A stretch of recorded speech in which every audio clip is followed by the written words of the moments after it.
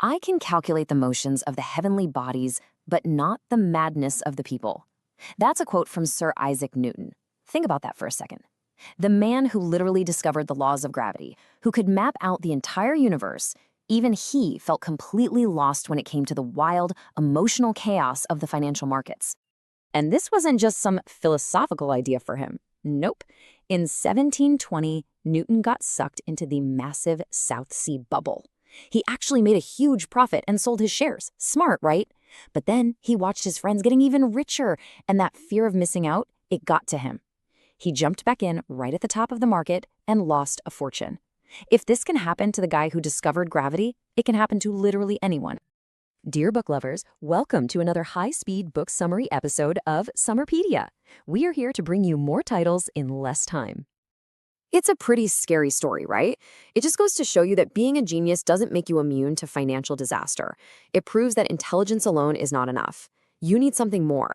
You need a framework, a set of rules, and most importantly, you need the discipline to stick to them when everyone else is losing their minds.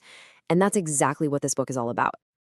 In this episode, we are going to explore the important and highly practical lessons from the book, The Intelligent Investor by Benjamin Graham. So let's dive right into the core lessons from this incredible book. And trust me, this isn't just about picking stocks. It's really a manual for building the emotional discipline and the analytical skills you absolutely need to achieve real, lasting financial success. All right, Graham's very first and probably most important lesson is a question you have to ask yourself before you put even $1 into the market. It's simple. Are you an investor or are you a speculator?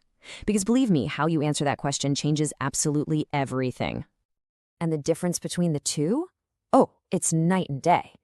See, an investor, they act like a business owner. They do their homework, they analyze the company, they want to make sure their money is safe and that they're going to get a decent return. A speculator? Well, they're basically just gambling. They're not looking at the business at all. They're just betting on which way the price will move. They're chasing hype, hoping to get rich quick. And here's the trap. Speculating feels exciting. It's a rush. But Graham's biggest warning is to never, ever get the two confused. So, you've decided you're going to be an investor. Great, but now, how do you handle those crazy, sometimes terrifying up and down swings of the market? Well, Graham came up with this amazing mental tool to help us out. He created a character he calls Mr. Market. He wants you to imagine that for every single investment you own, you have a business partner. And the big question is, what kind of partner is he?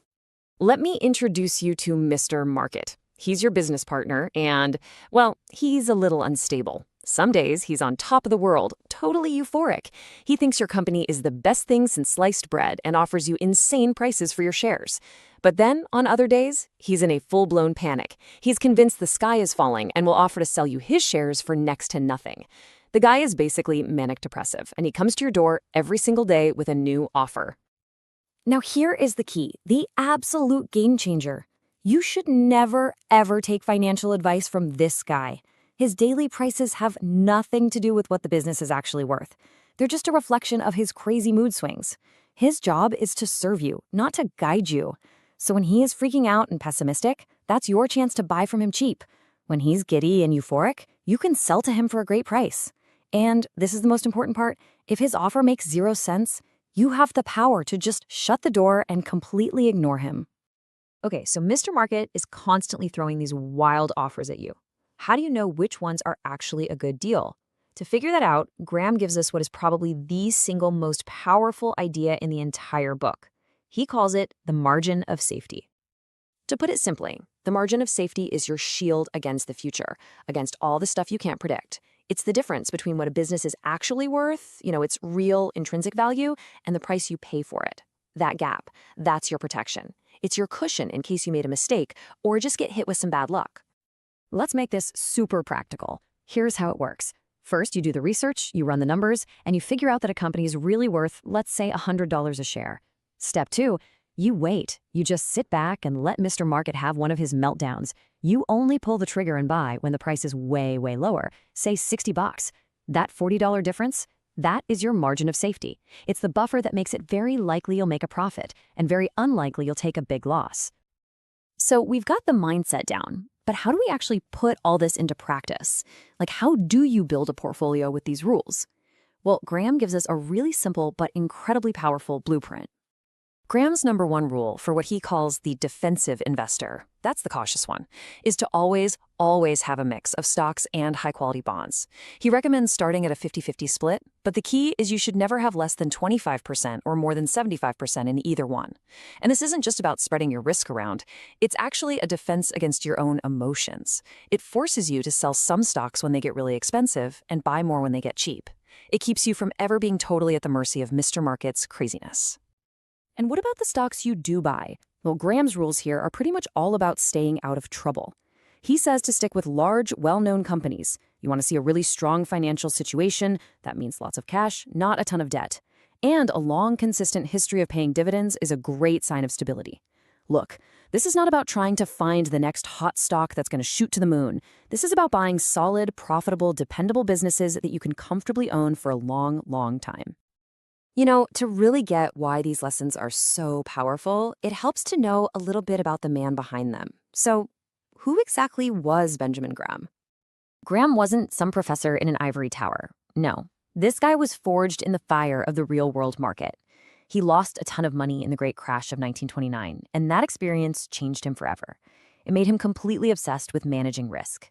It was that painful lesson that led him to co-author Security Analysis, which is basically the Bible of value investing.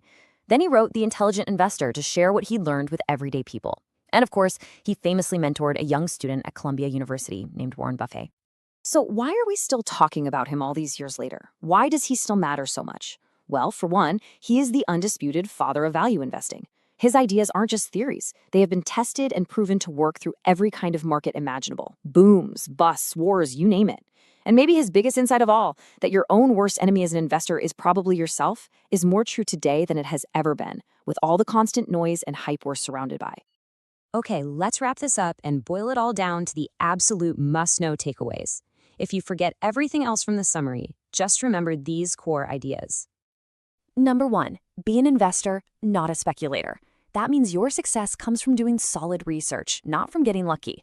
2, let Mr. Market be your servant, not your master. Use his crazy mood swings as opportunities. Don't let them guide your decisions. 3, always insist on a margin of safety. It's the core of everything, and it's your best defense against an unpredictable world. And finally, number 4, maybe the most important of all, stay disciplined. Graham knew that the real battle isn't with the market, it's with yourself. Mastering your own emotions is the real key to winning in the long run. Hey, thanks so much for watching. If you got some value out of this, please don't forget to like, comment, share, and subscribe for more high-speed book summaries from Summarypedia.